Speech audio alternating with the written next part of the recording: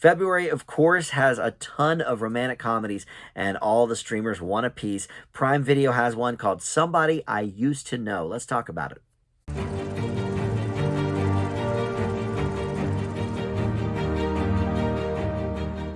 Hey guys, Dan here. This is Dan Reviews It. Welcome to my spoiler-free review for the new Amazon Prime Video movie called Somebody I Used to Know. This is an R-rated rom-com. It stars Alison Brie, and she co-wrote the script with her husband, Dave Franco. I did not realize until this week that these two were married, but they are indeed, and he directed it. She stars in it, but they co-wrote it. So, you know, this has their fingerprints really all over it. But there's a lot of people that you may recognize in this film, including Brie's old Community co-star Danny Pudi in a small role, but Jay Ellis is here, Kiersey Clemons, who are two sort of up-and-coming actors that you may have seen in a few things. But anyway, this sort of slots nicely with Amazon Prime's other rom-com of late, which is Shotgun Wedding. Jennifer Lopez and Josh Duhamel starred in that. I didn't particularly care for that.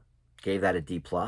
But I think that was my grade. But anyway, we'll see if this one fares better here in a moment. First, I want to welcome you into Dan Reviews It. Thank you for finding this video. We've got a lot of movie and TV reviews on the channel, and I think this is about the last streaming rom-com in February that I have to tackle. We did You People on Netflix with Jonah Hill and Eddie Murphy among the cast. We did Shotgun Wedding, like I mentioned. Just the other day, I did the Reese Witherspoon and Ashton Kutcher one on Netflix called Your Place or Mine. So yeah, there's been sort of a deluge lately, but this is to be expected with Valentine. So this one is R-rated. It's got a lot of cursing. There's some nudity in it because part of the small part of the plot involves a nudist resort.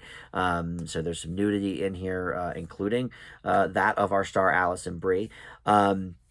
But anyway, the basic plot here is that she is this, workaholic TV producer that has been working on this reality show, and she faces a big setback when her show gets canceled. So she ends up running back to her hometown, partially because this wedding of her old friend, and they had a huge romance years and years and years ago, but she decided to focus on her work instead of being with him. And so she starts reminiscing with him and starting to question if the decisions she made were smart ones. And of course, along the way there is the new fiance and maybe some tension there. So, all right, there are two rom-coms that come to mind specifically when talking about this one. It's so funny that, because I did the same thing with Your Place or Mine. I was, thinking specifically of a couple of different things that it was biting off of, and here,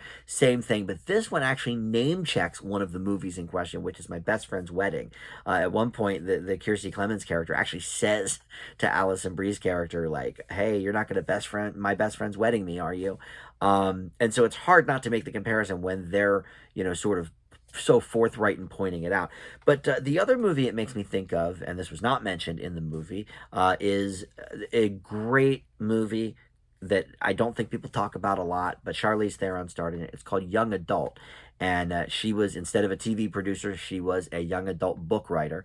And she ends up going back to her hometown and, meeting up with her ex, who, instead of having a fiance, he's now married. And so, things get sort of tangled up with that. But that movie sort of really, really, has some parallels, I think, to this one as well. But then in plot-wise, so does My Best Friend's Wedding. So there's a few things to bite off of. But I will say that this is not as sort of in your face about let's do all of the same tropes we always see and whatever as some of the recent rom-coms that I've mentioned earlier in the review. I think things are a little more clever here. Now, I will say it's, the woman in the relationship or in the starring role or whatever always seems to have this really cool job. Reese Witherspoon had one in her movie. I forget what J-Lo's deal was in that movie, but here, she's this big TV producer of this hot reality show.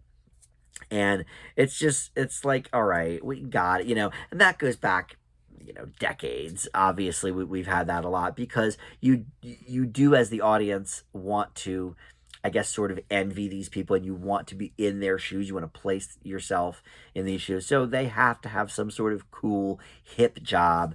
They can't have a boring job.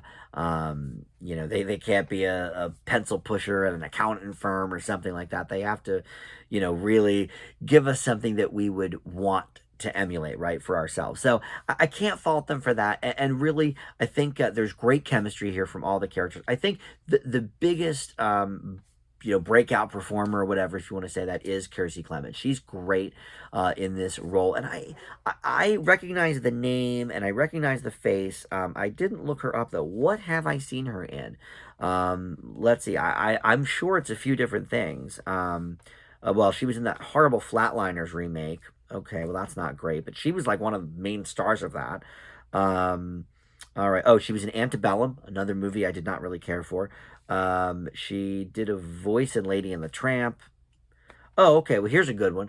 Hearts Beat Loud. That was a really good under the radar movie with Nick Offerman. That was out, I don't know, maybe 4 years ago. Sorry. So I've seen her in a few different things, but none of them have really struck me as that great, except for that Hearts Beat Loud. But she's really good here. Her character is understandable. You could see why she'd be a little bit jealous of, this old flame coming back into town. And but she doesn't act in like a nutty rom-com way. Like everybody seems kind of authentic here. And I think that definitely helps. I think it's what made the movie Young Adult so compelling, actually, is that, they weren't doing pratfalls and they weren't doing like silly, rom-com-y things. They were sort of real characters, and I felt the same way about this movie. And I will say, Alison Brie, I'm not sure that she has really found her footing yet in film. I think the greatest character she's ever given us was in Glow, the Netflix series, which, it's still very tragic that we're not getting, a final season of that show. But I really think she's actually very talented. I used to kind of dislike her, and I've come around, a few years ago. But I think Glow was, her greatest moment so far. She hasn't quite found that footing in film yet, and I can't say this is going to do it either. Her character's fine, but I wasn't sure that I necessarily wanted to root for her as much as I think maybe the script wanted me to. I'm not sure. But in any event, Dave Franco, as an up-and-coming director, I think he's got some potential. He doesn't fall back on a ton of like simple shots or anything like that. Not that, look, it's a rom-com. It is still a bit standard. We're not reinventing the wheel, as I always like to say. But he's also, I don't think, lazy behind the camera. So, giving us some interesting things and interesting shots as we sort of, go about these people's lives. And I think that helps make the characters more real as well. It's not as like sitcom-y per se.